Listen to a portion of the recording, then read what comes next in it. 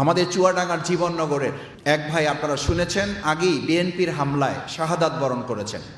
আজকে যে ভাই মুমূর্ষু অবস্থায় ছিলেন, সেই দিনই আমিরে জামাত দেখতে গিয়েছিলেন আমাদেরকে নিয়ে। ডাক্তার তখনই বলেছিল তিনি জীবন মৃত্যুর সন্ধিক্ষণে আছেন। আজকে 12টায় তার দরবারে তিনি তাকে নিয়ে গেছেন, শহীদ হয়েছেন। আমরা এমন একটা দেশে বাস করি, এটা বলতে আমার লজ্জা হয়, যেদিন আপনি ফ্যামিলি কার্ড উদ্বোধন করলেন সেদিন আপনার লোকদের দ্বারা একটি ফ্যামিলিকে তছনছ করে দিয়ে আপনি ধ্বংস করে দিলেন। এরকম লক্ষ ফ্যামিলি কার্ড বিতরণ করে একটা বাংলাদেশের চেহারা পরিবর্তন করা যায় না। এগুলোর দিকে আমাদের নজর দিতে হবে যারা আল্লাহকে ভয় করেন। পুরো রমজানকে বলা হতো সওয়াবের বসন্ত। আল্লাহ রাসূল সাল্লাল্লাহু আলাইহি ওয়াসাল্লাম এই রমজানে একটি বিশেষ দোয়া করতেন। সেই দোয়াটি ছিল আল্লাহুম্মা আনতা জাআলাল কুরআনা রবিআ কলবি। আমরা বসন্ত খুঁজি ফুলের মধ্যে, আমরা বসন্ত খুঁজি ঋতুর মধ্যে, আমরা বসন্ত খুঁজি কালের মধ্যে, আমরা বসন্ত খুঁজি বাগানের মধ্যে, আমরা বসন্ত খুঁজি প্রকৃতির মধ্যে। আল্লাহ রাসূল সাল্লাল্লাহু আলাইহি ওয়াসাল্লাম বসন্ত খুঁজেছেন মহাগ্রন্থ আল কোরআনের মধ্যে। আল্লাহুম্মা আনতা জাআলাল কুরআনা রবিআ কলবি। আল্লাহ, এই পবিত্র মহাগ্রন্থ আল কোরআনকে আমার অন্তরের বসন্ত বানিয়ে দিন। এই বসন্ত যে রমাদান সওয়াবের বসন্ত যে কালকে বলা হয়েছে, সেই বসন্তেরও শেষ দশক হচ্ছে আল্লাহ তাআলার কাছে অধিকতর পছন্দের প্রিয়নবী মুহাম্মদুর রাসূলুল্লাহ সাল্লাল্লাহু আলাইহি ওয়াসাল্লাম এই 10 দিনকে আলাদাভাবে তার পরিবার পরিজন, তার যারা সঙ্গী সাথী ছিলেন, সাহাবায়ে কেরাম ছিলেন, তাদেরকে কোমরে কাপড় বেঁধে আমল করার জন্য নেমে যেতে বলতেন। আমাদের চিত্রটা কিন্তু ভিন্ন। আমরা কাজের জন্য বেরিয়ে পড়ি, বাজারের জন্য বেরিয়ে পড়ি, শপিংয়ের জন্য বেরিয়ে পড়ি, ঈদ আয়োজন বাস্তবায়ন করার জন্য আমরা বেরিয়ে পড়ি। বলা যায় সারা বছরের মধ্যে সবচেয়ে ব্যস্ততম দুনিয়ার দৃষ্টিতে যে সময়, সেটি হচ্ছে বছরের এই 10 দিন। অথচ রাসূল সাল্লাল্লাহু আলাইহি সাল্লাম বলেছেন এটা হচ্ছে সওয়াবের বসন্ত, আমল করার সবচেয়ে সেরা 10 দিন। সম্মানিত রোজাদার ভাই বোনেরা, প্রিয়নবী মুহাম্মদুর রাসূলুল্লাহ সাল্লাল্লাহু আলাইহি সাল্লাম এই 10 দিনে কদর খুঁজতে বলেছেন। কদর মানুষকে সম্মানিত করে, জাতিকে, দেশকে, সমাজকে, পরিবারকে, রাষ্ট্রকে সম্মানিত করে। ইন্না আনজালনাহু ফি লাইলাতিল কদর ওয়া মা আদরাকা মা লাইলাতুল কদর লাইলাতুল কদরি খায়রুম মিন আলফি শাহর। সহস্র মাসের চেয়ে উত্তম। শুধু ব্যাপারটা যে তা আসলে না, ব্যাপারটা হচ্ছে এই কদরের মাধ্যমে আমি এটা উপলব্ধি করতে পারি যে কদর আমাকে সম্মানিত করেছে। এখন এই সমাজ রাষ্ট্রকে কোরআনের মাধ্যমে সম্মানিত করার দায়িত্ব আমাকে অর্জন করতে হবে। আল্লামা ইকবাল এজন্য বলতেন পুরো রমজান দুভাগে বিভক্ত, রহবানাল লাইল ফুরসানান নাহার। রাত্রিবেলা দরবেশগিরি করো, দিনের বেলা সৈনিকগিরির জন্য প্রস্তুতি গ্রহণ করো। দুটো ভাগে বিভক্ত পুরো রমজান। দিনের বেলা দরবেশগিরি, রাত্রিবেলা দরবেশগিরি, দিনের বেলা সৈনিকগিরি, রহবানাল লাইল। আর দিনের বেলা ফুরসানান নাহার। দুটো ভাগ করে দেওয়া হয়েছে এবং দুটো ভাগে প্রশিক্ষণ। প্রশিক্ষণটা হচ্ছে এরকম, আমরা তো প্রশিক্ষণ সম্পর্কে জানি, প্রশিক্ষণ যত কঠিন হবে যুদ্ধটা তত সহজ হবে। এবং সেই যুদ্ধের জন্য রাসূল সাল্লাল্লাহু আলাইহি সাল্লাম এই রমাদানকে বলেছেন আস-সাওমু জুন্নাতুন। আস-সাওমু জুন্নাতুন, রমাদান হচ্ছে তোমাদের জন্য ঢাল স্বরূপ।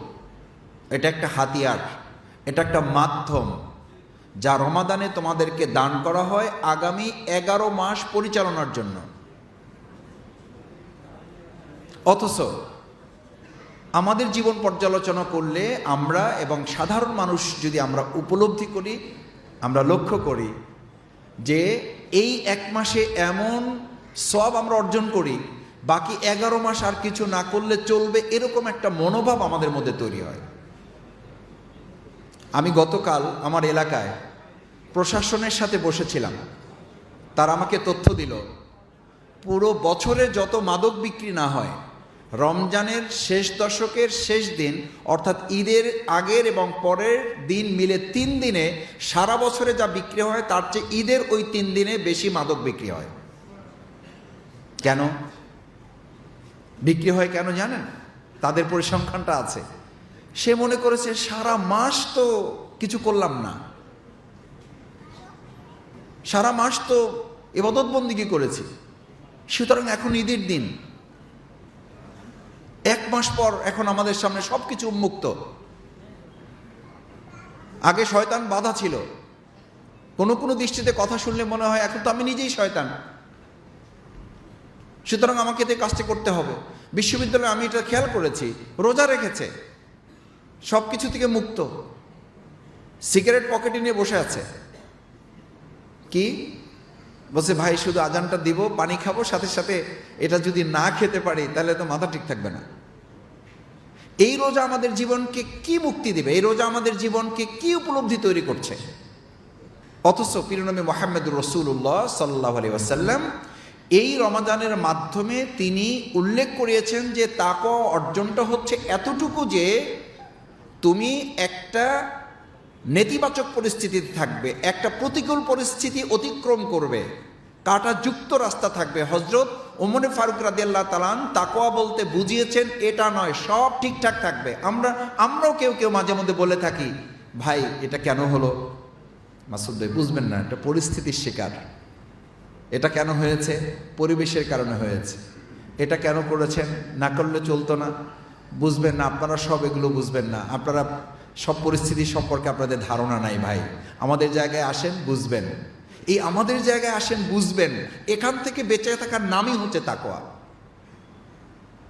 আপনি যে জায়গায় আছেন, সেই জন্য ওমর ফারুক রাদিয়াল্লাহু তাআলা তো এটা বলেন নাই রাস্তাটা অনেক চওড়া, রাস্তাটা একদম ফুলসজ্জা বিশিষ্ট, কোনো অসুবিধা নাই, তা তো বলেন নাই। বলেছেন রাস্তাটা খুবই সরু, কাটা বিছানো, আপনিও জামা কাপড় পরা, সুসজ্জিত, ওর মাঝখান দিয়ে আপনি হেঁটে যাবেন।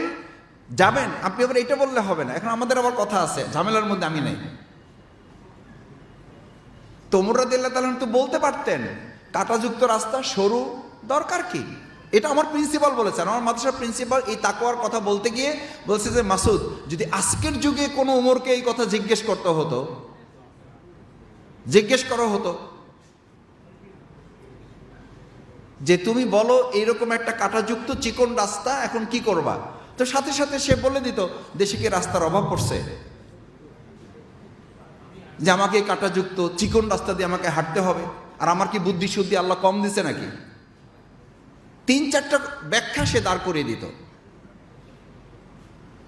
কিন্তু ওমর রাদিয়াল্লাহু তাআলা আনহু বোঝাতে চেয়েছেন যে এই চিকন রাস্তা, কাঁটাযুক্ত, সুসজ্জিত, আপনি সাদা কাপড়, আমরা অনেকে বলি শুধু দোষটা আমারই দেখলেন, হ্যাঁ আপনাকেই দেখা হবে, আপনি সাদা জামার কাপড় পরা, আপনি ভালো মানুষ, সমাজে আপনাকেই দোষারোপ করা হবে। তাকওয়া সেটাকে বলা হয়েছে যেটা গুনাহ নয় কিন্তু গুনার দিকে আপনাকে ধাবিত করে, ওটা থেকে বেঁচে থাকার নামই হচ্ছে তাকওয়া। আমরা পবিত্র মাহে রমাদানের এই শেষ দশকে সকলের কাছে পরস্পর আমরা দোয়া চাই, যারা ইতিকাফে বসবেন, যারা উমরাতে গিয়েছেন, যাবেন, আমরা পরস্পরের জন্য দোয়া করব যেন আল্লাহ তাআলা তাকওয়া ভিত্তিক একটা জীবন, সমাজ, পরিবার, রাষ্ট্র বিনির্মাণে এই রমজান যেন আমাদেরকে প্রশিক্ষণ নিতে সাহায্য করে এবং সেই আলোকে বাকি 11 মাস পরিচালনায় যেন আল্লাহ তাআলা আমাদেরকে তৌফিক দান করেন। সম্মানিত রোজাদার ভাই বোনেরা, শেষ কথা, আমাদের চুয়াডাঙ্গার জীবননগরের এক ভাই, আপনারা শুনেছেন, আগেই বিএনপির হামলায় শাহাদাত বরণ করেছেন। আজকে যে ভাই মুমূর্ষ অবস্থায় ছিলেন, সেই দিনই আমিরে জামাত দেখতে গিয়েছিলেন আমাদেরকে নিয়ে। ডাক্তার তখনই বলেছিল তিনি জীবন মৃত্যুর সন্ধিক্ষণে আছেন। আমরা তার কফিনের পাশে দাঁড়িয়ে তার সহধর্মিণীকে নিয়ে আল্লাহর দরবারে হাত তুলেছিলাম, চোখের পানি ফেলেছিলাম, আল্লাহকে বলেছিলাম, আল্লাহ, এক ভাইকে আপনি নিয়ে গেলেন, আর একটা ভাই মুমূর্ষ অবস্থায় আছে, চিকিৎসকের দৃষ্টিতে তেমন ইতিবাচক কিছু নেই, শুধু আপনিই কেবল চাইলে পারেন তাকে তার পরিবারের কাছে, তার 2টো সন্তান, 8 বছর আর 4 বা 3 বছরের 2টো সন্তান তার আছে, তার বৃদ্ধা মা আছে, আল্লাহ তাকে চাইলে আপনি ফিরিয়ে দিতে পারেন। আল্লাহ সুবহানাহু ওয়া তাআলার পরীক্ষা, তাকে আল্লাহ তাআলা আজকে 12টায় তার দরবারে তিনি তাকে নিয়ে গেছেন, শহীদ হয়েছেন। তার জানাজা ছিল, মাওলানা আব্দুল হালিম ভাই এসেছেন, তিনি ইমামতি করেছেন। ভাইয়েরা, আমরা এমন একটা দেশে বাস করি, এটা বলতে আমার লজ্জা হয়, যখন আমরা ফ্যামিলি কার্ড বিতরণ করছি তখন আমরাই সেই লোকেরা তার দলের লোকদের দ্বারা ফ্যামিলিগুলোকে নিঃস্ব, ভেঙে চুরে খান খান করে দেওয়ার ব্যবস্থাও তারাই করে দিচ্ছেন। এটা দুর্ভাগ্যজনক। যেদিন আপনি ফ্যামিলি কার্ড উদ্বোধন করলেন, সেদিন আপনার লোকদের দ্বারা একটি ফ্যামিলিকে তছনছ করে দিয়ে আপনি ধ্বংস করে দিলেন। এরকম লক্ষ ফ্যামিলি কার্ড বিতরণ করে একটা বাংলাদেশের চেহারা পরিবর্তন করা যায় না। এগুলোর দিকে আমাদের নজর দিতে হবে, যারা আল্লাহকে ভয় করেন, যাদের এই রোজার মাধ্যমে এটা মনে করেন যে শুধুমাত্র আল্লাহর জন্যই আমি রোজা রাখি, আল্লাহ দেখেন সেই কারণে আমি পানি পান করি না, আর কেউ দেখেন না। পৃথিবীর কোনো গোয়েন্দা সংস্থা একজন রোজাদারকে পাহারা দিতে হয় না। এই ভয় যদি একজন রোজাদারের মধ্যে তৈরি হয়, নাগরিক যদি এরকম গড়ে ওঠে, তাহলে সেই দেশে অন্যায়ভাবে হত্যা করা, চাঁদাবাজি করা, দুর্নীতি করা, এরপরে দখলদারিত্ব করা, অন্যায় প্রভাব বিস্তার করা, আমরা আশা করি আমাদের সেরকম একটা তাকওয়াভিত্তিক সমাজ বিনির্মাণ করতে আমরা সক্ষম হব।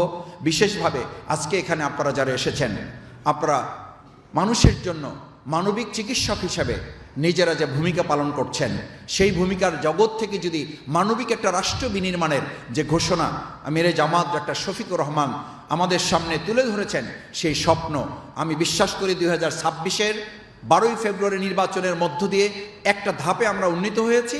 ইনশাল্লাহ আপনারাই সেই ধাপকে আগামী দিনে সামনে মানুষের জন্য একটা মানবিক এবং কল্যাণ রাষ্ট্র বিনির্মাণে ভূমিকা পালন করার জন্য অগ্রণী হয়ে, অগ্রপথিক হয়ে, পাইওনিয়ারশিপ নিয়ে আপনারা কাজ করলেই কেবল সেই দিকে আমরা এগিয়ে যেতে পারবো।